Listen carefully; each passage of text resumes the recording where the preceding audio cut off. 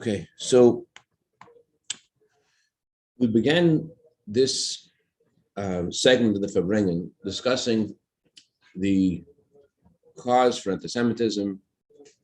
The owner of the mound and the owner of the ditch are trying to figure out what to do with this Jewish people.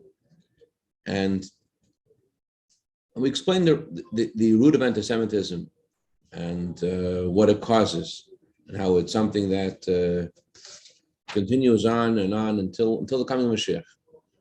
But the antidote for it, as we learned in the story of Esther, is that Esther realized this wasn't something that had to do with it wasn't a fault of Mordechai, it wasn't the anger of Haman, and it has to do with Hashem's decision, and therefore the way to correct it was through teshuvah.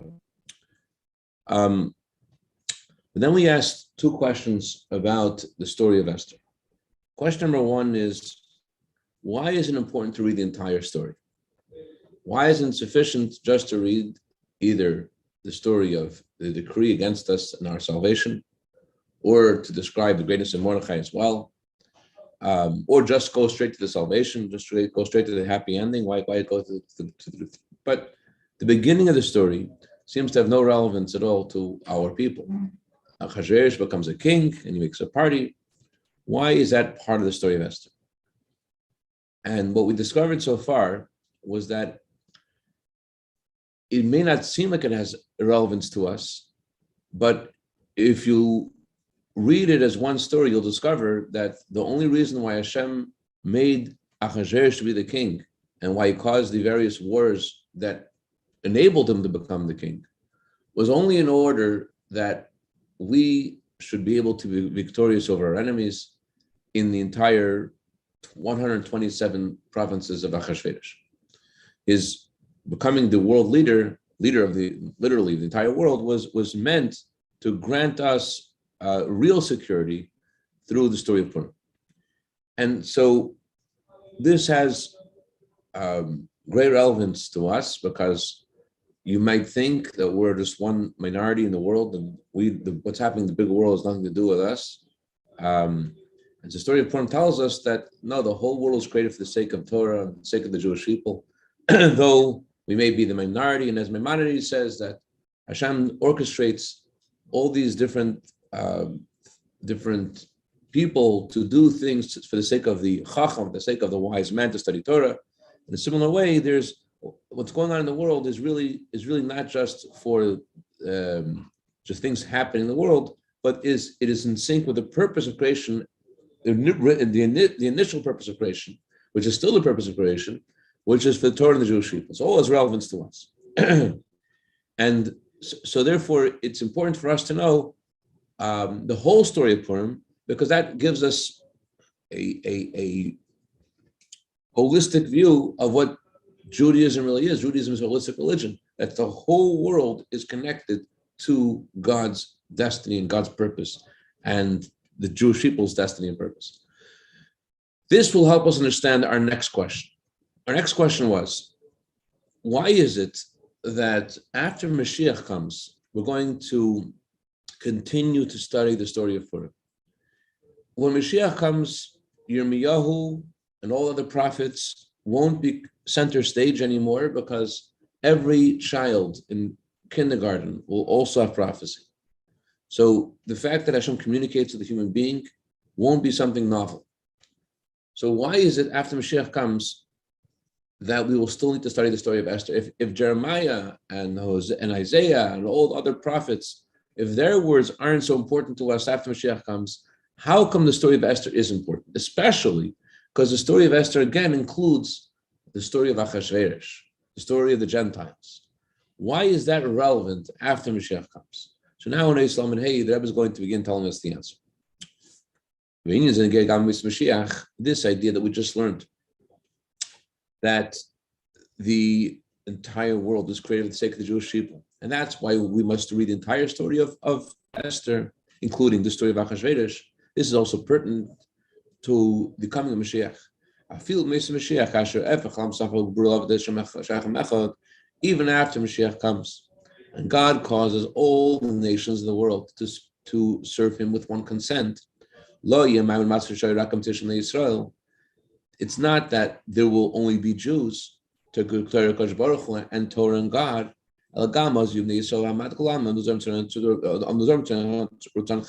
Even then, we will be the minority of all nations, and there'll be Gentiles around us then as well. As the Torah says, there will be strangers who will come and tend to your sheep. There will be Gentiles there as well. Not only there will also be there'll be more Gentiles than Jews even after Mashiach comes. Mashiach will come, we will need to bring sacrifices. Which means there will also need to be animals there as well. There also need to be vegetation. So the animals need to eat things. So there's for sure going to be vegetation when Mashiach comes as well. And also the prophecy says about the coming of Mashiach, he will come and with song carrying the sheaves, talking about planting seeds with tears and reaping them with joy. Mazel tov, mazel tov, mazel tov. So happy for you. L'chaim, l'chaim. I got divorced. He who plants, what did we say in the Torah before we bench? He who comes reaping. He comes reaping. He planted, I'm telling you, this man planted seeds with tears, and now he's coming reaping with the sheaves with joy. Thank God. We're walking on cue. On cue. So, Mashiach will come, will also have vegetation. As it says in the Torah, that he will come with joy carrying the sheaves. Which means that all other things that need to be done to cause those things to grow will also be there. That means they'll be inanimate as well. So there's going to be humans, there's going to be animals, there's going to be vegetation, there's going to be inanimate. It's not only God, Jews, and the Torah, Mashiach will come. There's going to be a whole world out there. But you need to understand. We finally reach a time that we are done with the troubles and hardship of exile. And we merited to arrive and to see the coming of Mashiach, the goal of creation. And Maimonides says at that time we'll be able to be totally focused on Torah and its wisdom without any disturbance. The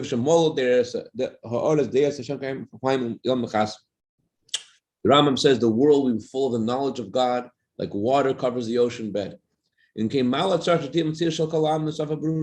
So why do we need to have all of these nations serving God with one consent, with clear speech? What's the point of the nations serving God then? Let them be Jews. And if not, there won't be Jews. Why do we need to have these strangers that we need to be involved with after Mashiach comes? Let us just relax ourselves. Let's learn Torah without any disturbance. Let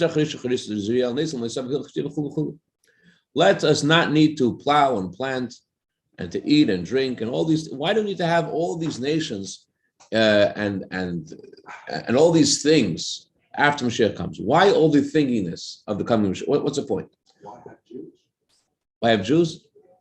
You have a different question. Why have Jews? All right. Well, what are you interested in having? No. I mean, if we're all going to be the same and we're all creatures of God. Why? What? Yeah. I mean, okay. Let's go this from the Rebbe's angle. Asking Rebbe's question. I'll go back to. I'll see if that answers your question as well. Okay. L'poil, practically, Mashiach will come. Not only there will be humans, there will also be every species of the animals. Of the vegetation and the inanimate, which and this will be everything will then be functioning in a way that will be seen it's all for the sake of the Jewish people, which are the smallest of all nations, that they will study Torah and the world will be full of God like water covers the ocean bed. It is true that Mashiach will come, the glory of God will be revealed, and all flesh will see the mouth of God is speaking. We'll see the energy of Hashem in creation. This is Medrash, as Medrash says,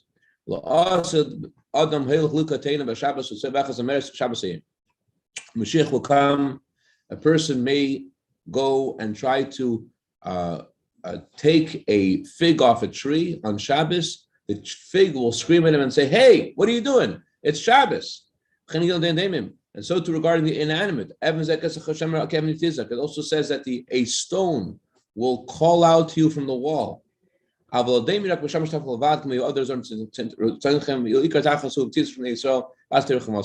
Yes, there will be inanimate and there'll be vegetation, but the main existence will be the existence of the Jewish people who will be involved in the Torah and its wisdom.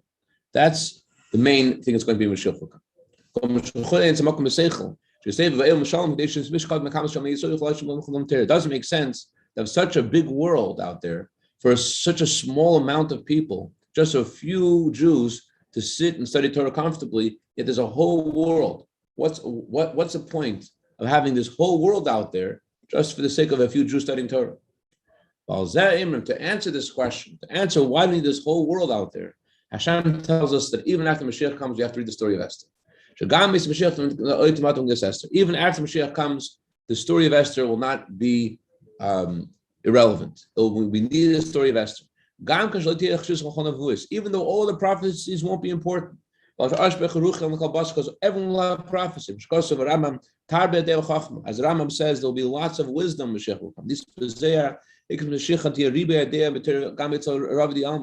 As the Zohar says, that even children will know lots of Torah. So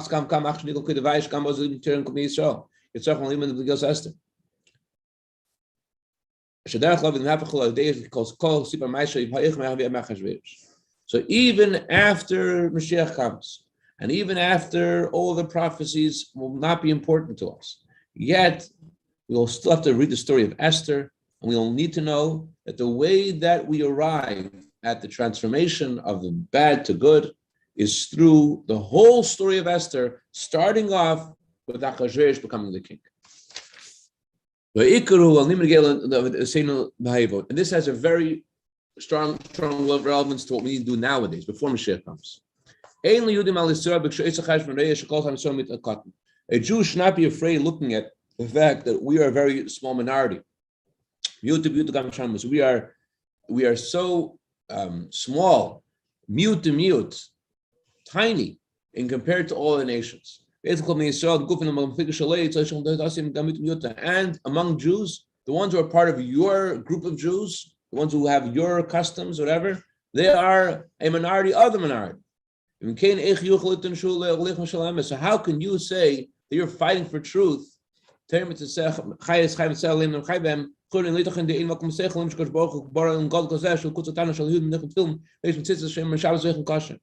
How can you say you're fighting for truth? You're fighting for the Torah of life. You're fighting for the mitzvahs that you're supposed to live in these mitzvahs. Seemingly, there's no room in logic to say that God built such a big world for a small group of people to put on tefillin, to wear tzitzis, to keep Shabbos, to keep kosher. How can you say there's such a big world for the sake of this small minority? The answer is that we have a lesson that we learned from the time of Achashverosh. And this is a lesson for all time. In order that the Jewish people should have light and joy, what did God do? God made Achashverosh to become a king over 127 provinces. All the politics and all different events Hashem orchestrated just for the sake of the Jewish people. That's what we see in the story of Purim.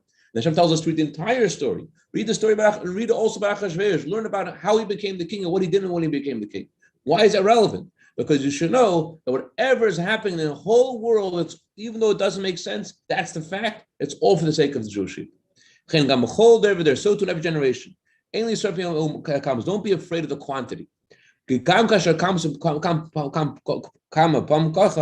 Even when you see that you are vastly outnumbered, when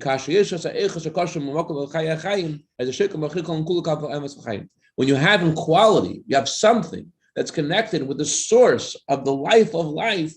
So that is what has weight.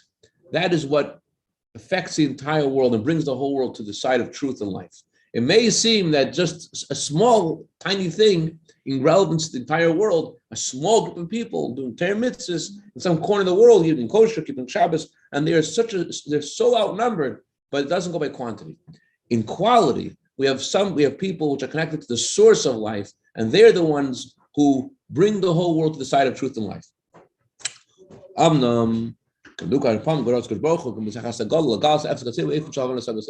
So it doesn't make sense. However, Hashem wanted, with his great kindness, to reveal to us a tiny bit so it should make sense to us.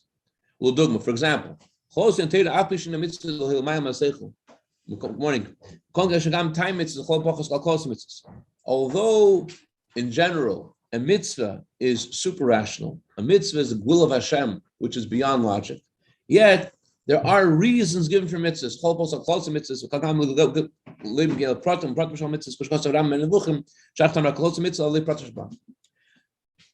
There are reasons given for mitzvahs, albeit for the general theme of the mitzvah. The reasons aren't for the details of the mitzvah. As the Rambam writes in the Guide to Perplex, that the logic that's given for mitzvahs is just for the general theme of the mitzvah, not for the details.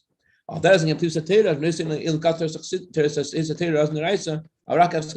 too, in regards to the inner dimension of Torah, the secrets of the Torah, that it's come into logic, but only a tiny bit is come into logic. The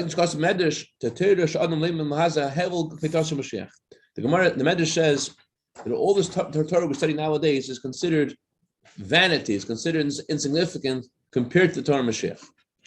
But in order to reach the Torah of Mashiach, we have to learn Torah nowadays. It may be that our Torah we're studying nowadays is considered like nothing but the Torah of Mashiach, but in order to get to the Torah of Mashiach, you have to study Torah nowadays. Although this is it's truly something which is insignificant compared to what Mashiach will reveal, yet you can't get to Mashiach without studying Torah nowadays. And so too, in order to understand the secrets of the Torah that Hashem will reveal, Mashiach will come, we have to learn a little bit of those secrets now that Hashem has given us now. It's like the Gemara says about, Rebbe continues, this is like, I'm paraphrasing the Hebrew. This is similar to what the Gemara says about the coming of Mashiach, about coming to Gan Eden. The Gemara says, how fortunate is someone who arrives in Gan Eden and has the Talmud in his hands. Which means, as Alter Rebbe explains, that in order to learn Torah in Gan Eden and to understand the Torah of Gan Eden, it's only after you study Torah in this world. If you have the Torah you learn in this world, although there's a vast difference, it's an understatement between the Torah we're learning here, the Torah studied in Gan Eden, in the yeshiva in Gan Eden, in the yeshiva of Hashem, or the yeshiva of the faithful shepherd of Moshe Rabbeinu. There's few yeshivas many yeshivas in Gan Eden. So any yeshiva in Gan Eden is far beyond any yeshiva over here. But nevertheless, in order to come to that yeshiva, understand that to learn that yeshiva, you have to come with the information. Hi, I'm Chaim Peretz Pressman. I studied Bava Metzia. Where do I go? Right. So you're going to learn the same Bava Metzia after Bias Mashiach. Don't go nowhere. But those who passed away, they learn the same Torah. They learn here the same Gemara. They learn it now with a whole different depth. They learn it. So similarly, regarding what we talked about before, about becoming a Mashiach, that when Mashiach will come, when the glory of Hashem will be revealed in this world, then we'll see, even if we won't understand it fully, we'll see that there are only a few people studying Torah doing mitzvahs, and the rest of the world, as it says in the Torah, strangers will come and pass through your sheep. Even when Mashiach will come, this is something that will still be that way. There'll still be a minority. But Hashem has given us something in our time that gives a little understanding of this. How do we have a little understanding? It's specifically in the most recent years, the Rebbe says. I was talking 1965.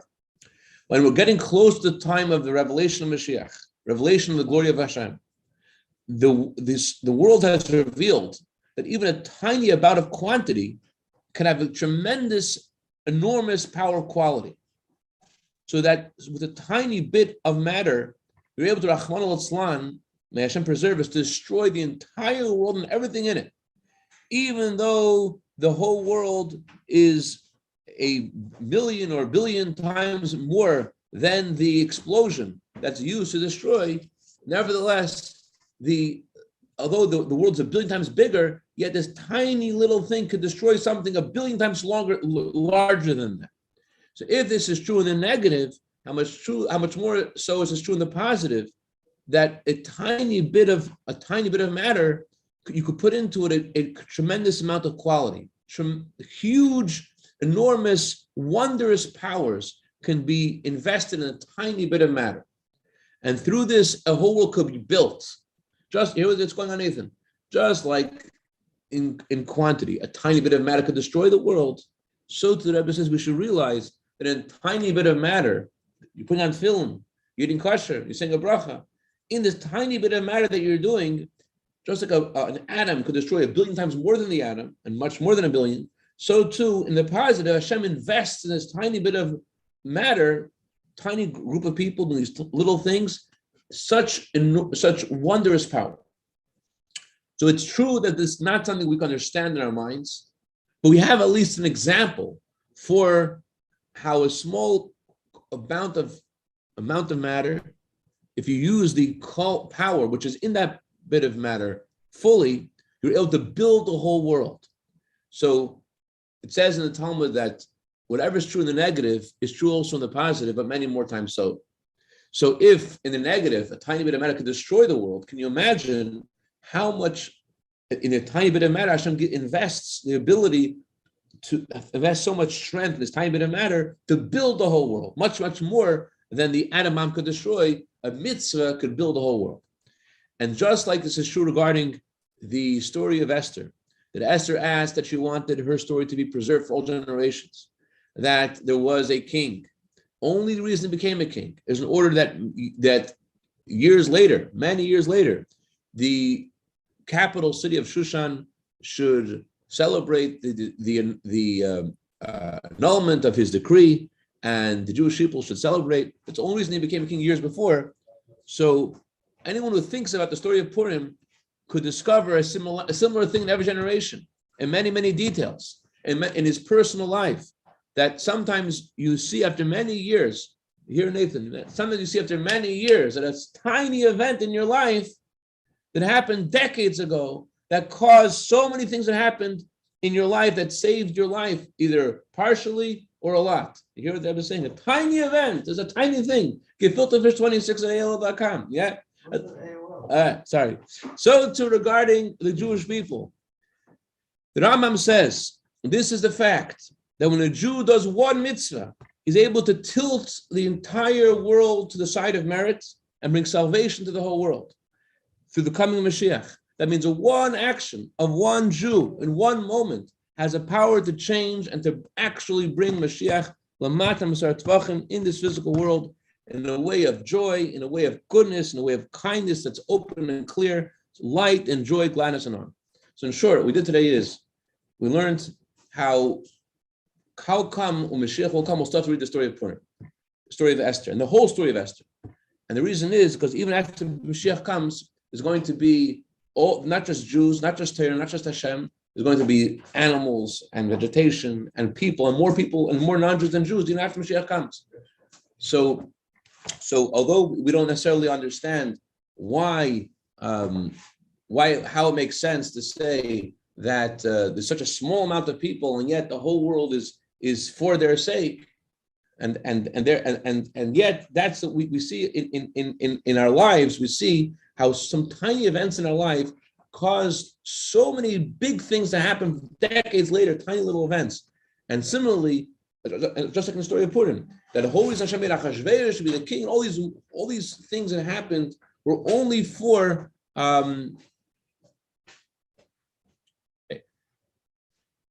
So let me just rephrase that. We're trying to say how a tiny little thing that we do has enormous impact. That's what we're trying to say. And although it looks like there's a big world and we're just irrelevant and we're just a tiny little group of people learning Torah and doing mitzvahs, but the Rebbe is saying we should realize it's not that way. That our tiny little group, Hashem gives tremendous power, a wondrous power into what we do with our mitzvahs and Torah. And just like in the story of Purim, that all these big world events were all for the sake of the Jewish people. So the Jewish people, which is a minority, they're the reason all these world events are happening. And so too on a personal level, we have to realize that if Hashem has given us the ability to have some understanding of this, not to fully understand it, but to have some some analogy in our lives for the colossal impact of our deeds. We see through nuclear power how nuclear power is able to destroy 1 billion times more than the quantity of what the matter is. So, to on a positive level, as the Talmud says, that the attribute of goodness is much more than the attribute of the negative. That the tiniest thing in quantity is able to have such a colossal effect in the whole world, so that one good deed is able to affect the entire world, and the Mashiach can come in one moment by one yid adding one mitzvah. L'chaim. Wow.